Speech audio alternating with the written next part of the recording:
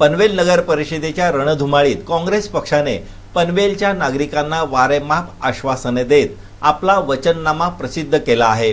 परंतु या वचननाम्यातील 36 पैकी 23 आश्वासने ही मागच्या निवडणुकांच्या वेळी दिलेली आहेत।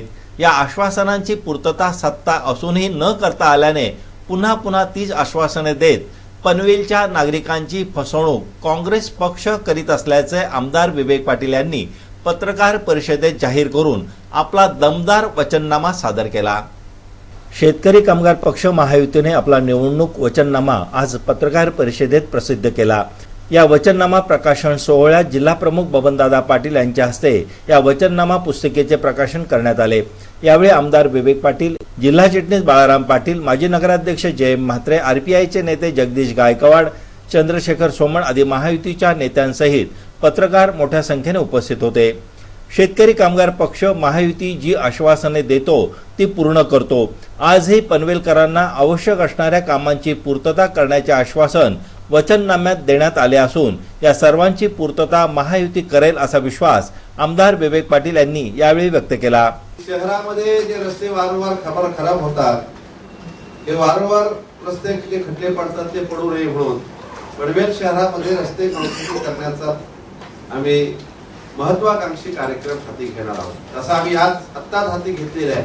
14 कोटीची तरतूद त्या ठिकाणी करून त्यातले 2.5 कोटी 31 मार्च पर्यंतची तरतूद करून आपण हे रस्ते काँक्रीटीकरण करून पुन्हा पनवेल शहरामध्ये रस्त्यावर खड्डे पडू नये यासाठी प्रयत्नशील राहणार आहोत। विशेष म्हणजे नगरपालिका म्हणजे पाणी पुरवठा, स्वच्छता आणि वीज पुरवठा एवढ्यापुरतं मर्यादित काम न ठेवता शहरांमध्ये आज जे फार मोठ्या प्रमाणाने चोऱ्या, घरफोड्या, महिलांच्या गळ्यात दागिने खेचणे हे जे प्रकार होतात, ह्या प्रकारावर आळा घालण्याच्या दृष्टिकोनातून पोलीस यंत्रणेच्या मदतीला सीसीटीव्ही कॅमेरे बसवण्याचा एक महत्वाकांक्षी निर्णय आम्ही या ठिकाणी घेतलेला आहे।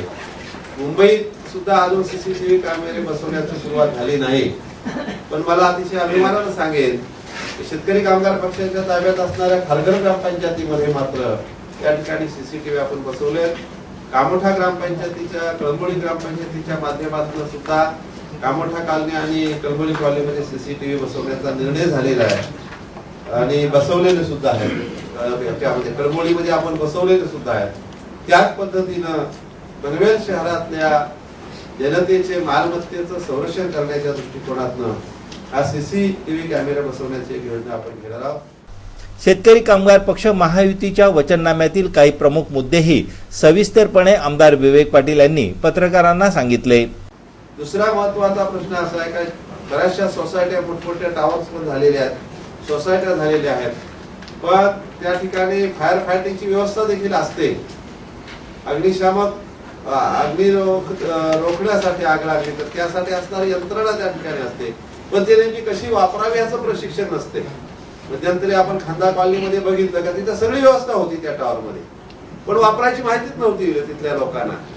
त्याच्यामुळे त्या ठिकाणी फार मोठी आग लागली, 14 माळ्या आगीचं हे झालं। त्याच्यामुळं नगरपालिकेमार्फत फायर फायटिंग आणि अग्नी सुरक्षा उपकरणाचा वापर याचं प्रशिक्षण देण्याचं आपण या जाहीरनाम्यामध्ये, वचननाम्यामध्ये आपण सुचलेलं आहे।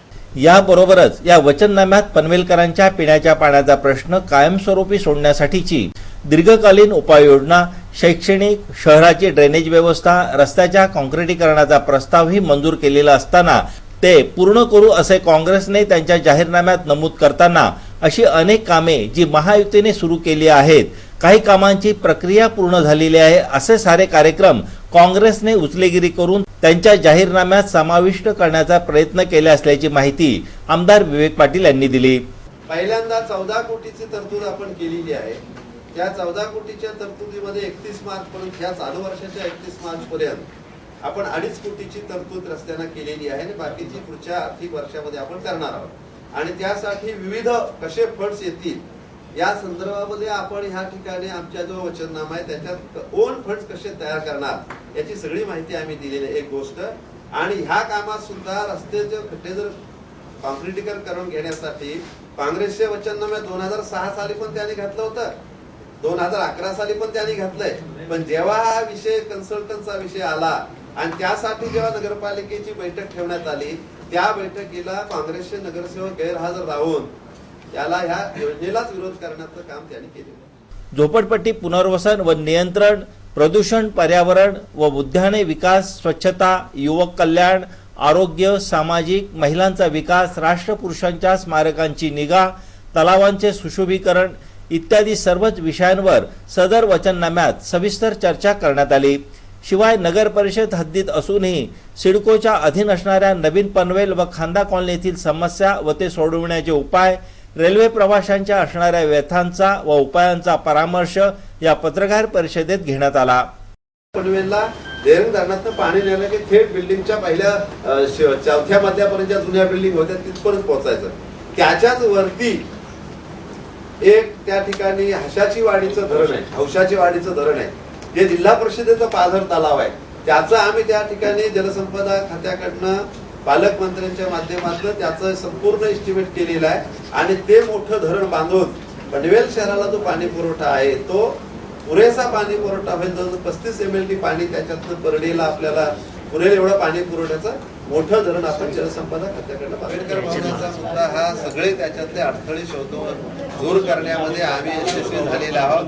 जर जयंत म्हात्रेंच्या सत्तेनंतर पुन्हा आमची युतीची सत्ता आली असती तर आज आंबेडकर भवन आपलं बांधून पूर्ण झालेलं दिसलं असतं. काँग्रेसवाल्यांनी ते अर्धवट ठेवले आहे, पण तरीही आम्ही त्याच्यातले सगळे अडचणी दूर करून शासनाची मंजुरी असेल, टेक्निकल सँक्शन असेल, टाउन प्लॅनिंगची मंजुरी असेल, टेंडर असेल, हे सगळं पूर्ण करून आम्ही वर्कआउट दिलेली आहे. पनवेल एसटी स्टँड समोरील रस्त्यावरील द्वारका हॉटेलला आज सकाळी 8:30 वाजता अचानक आग लागल्याने काही काळ ग्राहकांमध्ये घबराट उडाली होती. परंतु पनवेल नगर परिषदेच्या अग्निशमन दलाने तातडीने येऊन आग विझवल्याने मोठे नुकसान टळले. द्वारका हॉटेलमधील किचनमध्ये खाद्यपदार्थ बनविण्यासाठी गॅस सिलेंडर चालू करताना गॅस लिकेज झाल्याने ही आग लागली. आग लागताच हॉटेलमधील ग्राहकांची व कर्मचाऱ्यांची पळापळ झाली. पनवेल नगर परिषदेच्या अग्निशमन दलाने ही आग आटोक्यात आणली, परंतु तोपर्यंत हॉटेलमधील फर्निचर व साहित्य जळून खाक झाले. सुदैवाने गॅस सिलेंडरचा स्फोट झाला नाही, अन्यथा मोठा अनर्थ घडला असता.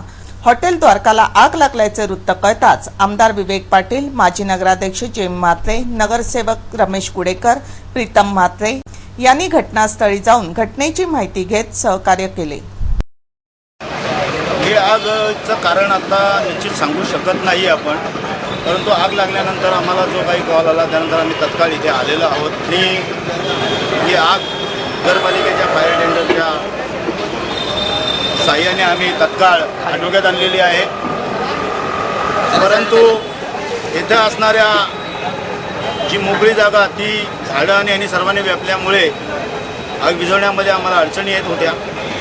परंतु नागरिकांचं सहकार्य आणि तुमच्या सर्वांच्या सहकार्याने आग तत्काळ आम्ही काबूत आणलेली आहे. आणि जर जास्त वेळ लागला असता तर बराचसा अनुचित प्रकार इथे घडू शकत होता. निश्चित कारण आम्ही सांगू शकत नाही, पण ही गॅस सिलेंडरला लीक होती आणि ते लीक काढण्याचं काम आम्ही केलं आणि आग आटोक्यात आणली. पनवेल तालुका पंचायत समिती अंतर्गत कळंबोली केंद्रातील प्राथमिक शिक्षकांनी तयार केलेल्या शैक्षणिक साहित्याचे प्रदर्शन बुधवारी रायगड जिल्हा परिषदेच्या कोपरे येथील शाळेत आयोजित करण्यात आले होते. या प्रदर्शनाचे उद्घाटन पंचायत समितीचे सभापती प्रकाश जितेकर यांच्या हस्ते करण्यात आले. यावेळी माजी सभापती काशीनाथ पाटील, उपसभापती देविदास पाटील, जिल्हा परिषद सदस्या प्रज्योती म्हात्रे, गटविकास अधिकारी शीतल फुंड, माजी सभापती प्रमोद भगत, खारघर ग्रामपंचायत सरपंच मंजुळा म्हात्रे, उपसरपंच संजय करत, माजी सरपंच विष्णू पाटील आदी मान्यवरांसहित शिक्षक व विद्यार्थी मोठ्या संख्येने उपस्थित होते. विद्यार्थ्यांना इतिहास, भूगोल, विज्ञान, पर्यावरण हे विषय सहज सोप्या पद्धतीने समजावेत यासाठी शिक्षकांनी साध्या सोप्या पद्धती तयार करून प्रदर्शनात मांडल्याने शिक्षकांची मुलांना शिकविण्याची तळमळ लक्षात येत असल्याची माहिती माजी सभापती काशीनाथ पाटील यांनी दिली. आपल्या बाळूसाहेब पाटील यांच्या नेतृत्वाखाली या तालुक्यामध्ये आपण काम करत असताना सातत्यानं शैक्षणिक सामाजिक क्षेत्रामध्ये विद्यार्थ्यांच्या कलागुणांना वाढ दिला म्हणून आपण नेहमी कार्यक्रम करत असतो. आज कळवली केंद्राने या ठिकाणी पुढाकार घेऊन या कार्यशाळेचा उपक्रम आपण या ठिकाणी राबवला। या केंद्राच्या सर्व शाळांनी आपापल्या पद्धतीने या ठिकाणी जे उपक्रम मांडलेले आहेत त्याची मांडणी आणि पाहणी आपण कार्यक्रम संपल्यानंतर सर्वजण करणार आहोत। परंतु या ठिकाणी मी निश्चित सांगेन की सातत्यानं या तालुक्यामध्ये ज्यावेळी फिरत असताना आणि काम करत असताना कोपरे गावातील ग्रामस्थांचं सहकार्य हे नेहमीच वेगवेगळ्या शैक्षणिक कामाला मिळालेलं आहे आणि त्यांच्या सहकार्याशिवाय कुठलाच कार्यक्रम यशस्वी होणार नाही हे सांगायला मला निश्चित आनंद होतोय। आणि वेगवेगळी मंडळी जेव्हाही पाहाल तेव्हा शाळेच्या कार्यक्रमात आमच्यापेक्षा एक पाऊल पुढे असतात। आमच्या पंचायत समितीच्या जिल्हा परिषदच्या वतीनं कुठली मदत येईल आणि आमची इमारत होईल आणि मग आम्ही काम करू असं कधीच झालेलं नाही। धर्माचे तोडेकर आणि त्यांचे सहकारी आपल्या खांद्याला खांदा लावून या ठिकाणी काम करत असतात। यावेळी उपस्थित मान्यवरांनी या शैक्षणिक साहित्य कार्यशाळा प्रदर्शनाची पाहणी करीत शिक्षकांचे कौतुक केले। या प्रदर्शनात विद्यार्थ्यांनीही आपले काही प्रकल्प सादर केले होते। ही आहेत या प्रदर्शनाची काही क्षणचित्रे।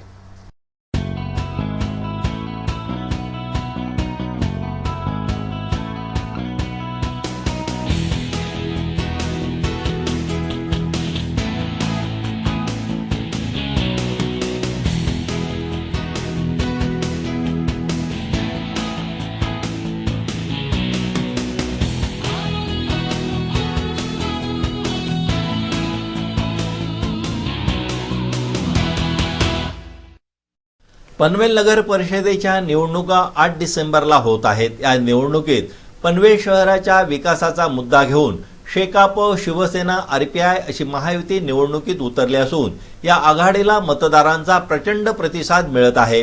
प्रभाग क्रमांक 4 मध्ये महायुतीचे प्रीतम म्हात्रे, अनुराधा ठोकळ, रमेश गुडेकर व प्रमिला कुरघोडे हे उमेदवार निवडणूक लढवित असून मतदारांचा त्यांना चांगलाच प्रतिसाद मिळत आहे। पनवेल नगर परिषद प्रभाग क्रमांक 4च्या निवडणूक जनसंपर्क कार्यालयाचे उद्घाटन नुकतेच शिवसेना जिल्हा प्रमुख बबनदादा पाटील यांच्या हस्ते करण्यात आले। यावेळी महायुतीचे नेते आमदार विवेक पाटील, जिल्हा चिटणीस बाळाराम पाटील, शेतकरी कामगार पक्षाचे प्रवक्ते मल्लीनाथ गायकवाड आदी मान्यवरांसहित महायुतीचे पदाधिकारी, कार्यकर्ते व मतदार मोठ्या संख्येने उपस्थित होते। गेल्या निवडणुकीत काँग्रेस आघाडीला पनवेलकरांनी एक हाती सत्ता दिली, परंतु त्यांना आघाडी सांभाळता आले नाही आणि पनवेल शहराचा विकासही त्यांना करता आला नाही। त्यानंतर महायुतीला काही काळासाठी सत्ता मिळाली। या थोड्या कालावधीतही महायुतीने काँग्रेस पक्षाने केली नाही त्याच्यापेक्षा जास्त कामे करून पनवेलकरांचा पुन्हा एकदा विश्वास संपादन केला आहे। काँग्रेस पक्षाने मात्र महायुतीच्या कामांमध्ये अडथळे आणण्याचेच काम केले असल्याचे शिवसेना जिल्हा प्रमुख बबनदादा पाटील यांनी आपल्या घणाघाती भाषणात सांगितले। ही युती आमची का पनवेल नगरपालिकेसाठी सत्तेवर येण्यासाठी नाही, ही युती शेतकरी कामगार पक्ष शिवसेनेची जिल्हा परिषदेपासून आहे। गेली 5 वर्षे आम्ही या युतीमध्ये आहे। या युतीने खासदार दिले, आमदार दिले, जिल्हा परिषदेवर सत्ता दिलेली आहे आणि ही युतीत या पद्धतीने काम करतो। लोकांनी आमच्यावर विश्वास ठेवलेला आहे। आता सांगितलं जय म्हात्रे साहेब नगराध्यक्ष असताना जो त्यांनी काम केला तो काम 2.5 वर्षे काँग्रेसचे आमदार आता असणारे प्रशांत ठाकूर यांना करता आलं नाही। तेवढंच नाही, या पनवेलच्या तुम्ही सर्व जनतेने 22 नगरसेवक काँग्रेसचे निवडून दिले होते। ते 22 नगरसेवक त्यांना टिकवता आले नाही। पनवेलकरांनी तुम्ही दिलेल्या मतांचा त्यांनी विश्वासघात केलेला। विकास सोडा, स्वतःचे नगरसेवक सोडून जातात तर तुम्ही त्यांना का म्हणून आज सत्तेवर बसवणार आहात? पेपरमध्ये आमदार साहेब बघितलं, कप्पची फुटली आणि धनुष्यबाण तुटला। काय कप्पची फुटलं का दारूचे ग्लास सकाळपासून देणार आहेत का लोकांना? आज तुम्ही 15 दिवस आणि धनुष्यबाण कधीच तुटणार नाही। धनुष्यबाणाने ह्या महाराष्ट्राने ह्या देशाने बघितले धनुष्यबाणाची आहे। 8 तारखेला तुमचा हात, भ्रष्टाचारी हात, महागाईने बरबडलेला हात, तो धनुष्यबाण छेदल्याशिवाय राहणार नाही हे मी आज आपल्याला। उरण नगर परिषद निवडणुकांमध्ये काँग्रेस, राष्ट्रवादी स्वबळावर निवडणूक लढवित आहेत, तर मनसे व अपक्ष उमेदवार आपले नशीब आजमावित आहेत। या निवडणुकांच्या गोंधळात शेकाप, शिवसेना, भाजपा, आरपीआय महायुती भक्कमपणे उभी राहिली असून ही महायुती उरण नगरपालिकेच्या सर्वच्या सर्व जागा बहुमताने जिंकेल असा विश्वास उरणमधील मतदारांना वाटत आहे। उरण नगर परिषदेच्या प्रभाग क्रमांक 1 मधून सोनिया मयेकर, हेमा कैलास पाटील, भावना प्रशांत कोळी व राजेश भगवान कोळी असे महायुतीचे 4 उमेदवार नगरसेवक पदासाठी निवडणूक लढवित आहेत। महायुतीच्या या उमेदवारांच्या प्रचार कार्यालयाचे उद्घाटन नुकतेच महायुतीचे नेते आमदार विवेक पाटील यांच्या हस्ते करण्यात आले।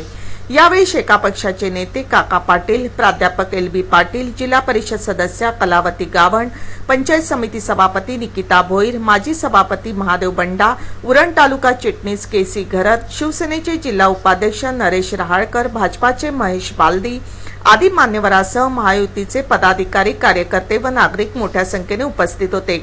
उरण नगरपालिकेत महायुती अबाधित असून उरण शहराच्या सर्वांगीण विकासासाठी महायुतीच्याच उमेदवारांना प्रचंड मताने निवडून देण्याचे आवाहन मतदारांना करतानाच आमदार विवेक पाटील यांनी काँग्रेस आघाडी सरकारच्या अकार्यक्षम कारभारावर कठोर टीका केली। आपल्या ह्या तिन्ही ज्या महिला आपण उभ्या केलेल्या आहेत, ह्या देखील एक चांगलं जनसेवेची आवड असणाऱ्या, सामाजिक क्षेत्रामध्ये एक चांगल्या प्रकारचं काम करणाऱ्या, त्याचबरोबर आपल्या ह्या विभागातील जनतेसाठी सातत्यानं सहभाग घेऊन कार्यरत असणाऱ्या अशा आपल्या तिघींनी महिला आहेत। या तिघी आणि आपले राजेश कोळी या चौघांनाही आपण निवडून द्यावं। या नगरपालिकेवर शिवसेना भाजपची युती गेली 3 टर्म आहे, म्हणजे कालही या ठिकाणी युतीचंच राज्य होतं, आजही आहे आणि मतदार बंधू बघी उद्याही आपल्यालाच निवडून देतील असा विश्वास मला या ठिकाणी वाटतो। आपले जे महत्त्वाचे प्रश्न आहेत, हे महत्त्वाचे प्रश्न सोडवण्याच्या दृष्टिकोनातनं युती ही वचनबद्ध राहणार आहे आणि आपले जरी 4 पक्ष असले तरी 4 पक्षामध्ये आपल्या एकी आहे, पण आपले जे विरोधक आहेत त्या विरोधकांची सत्ता राज्यात एकत्र असतात, केंद्रात एकत्र असतात, पण नगरपालिकेमध्ये एकमेकाच्या विरुद्ध लढत असतात। त्यांना त्या ठिकाणी धडा शिकवण्याचं आपलं काम करता येईल। या ठिकाणी ज्यांना निवडणुकीमध्ये एक होता येत नाही, ती उरणकरांच्या विकासासाठी का उरणकरांच्या प्रश्नासाठी एक कधीच होऊ शकणार नाहीत आणि म्हणून या ठिकाणी युतीचं एक ऐक्य, युतीचे जे एक संघटन आहे, हे भक्कम असं संघटन आहे। एका विचारानं काम करणारे सारे कार्यकर्ते आहेत आणि या साऱ्या कार्यकर्त्यांच्या जीवावर उरण नगरपालिकेवर आपण 100% सत्ता हस्तगत करणारच आहोत, पण या सत्तेचा वापर करून निश्चितपणे चांगली कामं उभी केल्याशिवाय आपण ठेवणार नाही अशी ग्वाही मी या ठिकाणी आपल्याला देत आहे। लोकसभेच्या हिवाळी अधिवेशनात केंद्र सरकारने रिटेल क्षेत्रात 51% व एका ब्रँडसाठी 100% विदेशी गुंतवणूक विधेयकाला मंजुरी देऊन देशभरात खळबळ माजून दिली आहे। या विधेयकाला संसदेत विरोधी पक्षांनी विरोध करीत 2 दिवस संसदेचे कामकाज बंद पाडले, तर देशभरातील व्यापारी मंडळी काँग्रेस सरकारच्या या निर्णयाविरोधात आंदोलने करीत आहेत। रिटेल क्षेत्रात परदेशी गुंतवणूकदारांना पायघडा घालणारे सरकार शेतकऱ्यांच्या मालाला वाजवी भाव देण्यास तयार नाही। महाराष्ट्रात ऊस व कापसाला रास्त भाव मिळावा यासाठी आमदार खासदार उपोषण करीत आहेत, तर शेतकरी रस्त्यावर आंदोलन करीत आहे। आपल्या देशातील शेतकऱ्यांना आत्महत्या करण्यापर्यंत जेरीस आणायचे आणि परदेशी गुंतवणूकदारांना वारेमाप नफा कमविण्यासाठी आमंत्रण द्यायचे ही काँग्रेस पक्षाची नीती सामान्य व्यापाऱ्यांना उद्ध्वस्त करणारी असल्याने देशभरातून काँग्रेस सरकारच्या निर्णयाचा निषेध होत आहे। नवी मुंबईतील APMC मार्केटमधील व्यापाऱ्यांनी बंद पाळून केंद्र सरकारच्या रिटेल क्षेत्रातील गुंतवणुकीचा निषेध करीत एक मोर्चा काढला होता। या मोर्चात APMC मार्केटमधील व्यापारी व नागरिक सहभागी झाले होते। यावेळी व्यापाऱ्यांनी आपल्या प्रतिक्रिया अशा प्रकारे व्यक्त केल्या। सर, जिस तरह से कांग्रेस का नारा है कि कांग्रेस का हाथ आम आदमी के साथ, तो आपको क्या लगता है कि कांग्रेस का हाथ आम आदमी के साथ नहीं है? अभी आपको पता है हाथ का कार्य अभी है, सबको मालूम है क्या हुआ है। हाथ जो दिखाया है, अभी आम जनता भी हाथ दिखा रही है, तो आपको समझ आना चाहिए। 1 करोड़ लोगों को बोलते हैं सरकार कि नौकरी मिलेगी, बाकी सामने 10 करोड़ लोगों जो है वो बेकार हो जाएंगे। आज सरकार किसी को जब नौकरी नहीं दे सकती है, तभी आदमी छोटी मोटी मुड़ी लेके एक अपना धंदा खोल के बैठ जाता है। कर्नाळा हस्तक बातमीपत्राबाबत आपणास काही सूचना करायची असेल, काही माहिती द्यायची असेल किंवा जाहिरातींच्या संदर्भात कृपया आमच्याशी संपर्क साधा। आमचा पत्ता आहे संपादक रमेश भोळे, कर्नाळा आजतक कार्यालय, गेट नंबर 2, गाळा number 9A, Karnala sports academy Panvel. आमचे फोन नंबर आहेत 9323855055 किंवा 9970062185 आणि आमचा ईमेल आयडी आहे कर्नाळाआजतक@gmail.com. पुन्हा एकदा नजर टाकूया आजच्या काही ठळक घडामोडींवर.